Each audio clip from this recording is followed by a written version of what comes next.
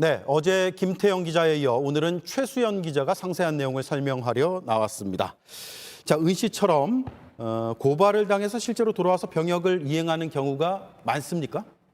그런 사례는 아주 드물었습니다. 저희가 국민의힘 하태경 의원실을 통해서 병무청의 자료를 받아서 분석을 해봤습니다. 네. 그랬더니 은 씨의 경우처럼 국외 여행 기간을 위반해서 이렇게 고발을 당한 경우는 총 최근 5년 동안 711명에 달했습니다. 꽤 많네요. 그런데 중요한 점은 이 중에서 병역을 이행한 경우가 30명에 불과했다는 점입니다. 예. 전체의 5%도 안 되는 겁니다.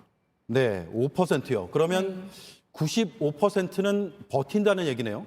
네, 같이 보시면요. 650명이 넘는 사람들은 여전히 해외에서 체류하고 있습니다.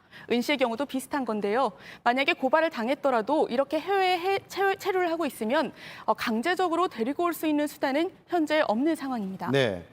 자, 의도를 했든 하지 않았든 돌아오지 않고 계속 외국에 있다가 결국은 병역을 면제받는 경우가 생기는 거 아닙니까?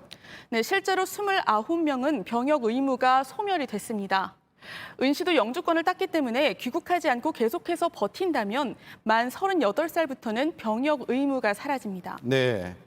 자, 은 씨 사례가 처음은 아닌 것 같습니다. 고위공직자의 자녀, 과거에도 비슷한 일이 있었죠. 네, 그렇습니다.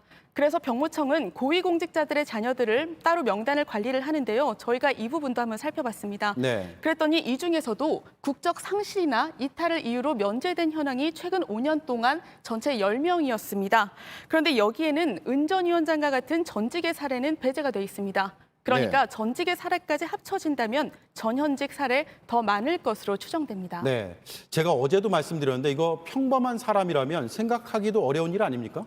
아무래도 해외에 오랜 기간 이렇게 거주하고 살기 위해서는 경제적인 지원과 같은 여러 여건이 뒷받침이 돼줘야 합니다.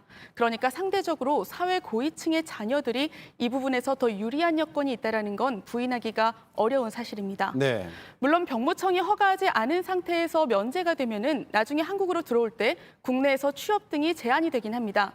그런데 사실상 이미 해외에서 이렇게 오랜 기간 있는 사람들의 입장에서는 이 부분은 큰 제약은 아닌 셈입니다. 네. 병무청은 어떤 조치를 하게 됩니까?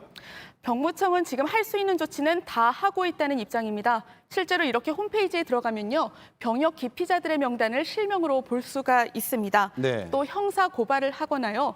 당사자나 가족들에게 계속 연락을 해서 빨리 귀국하라는 연락의 조치를 하고 있다는 입장입니다. 글쎄요.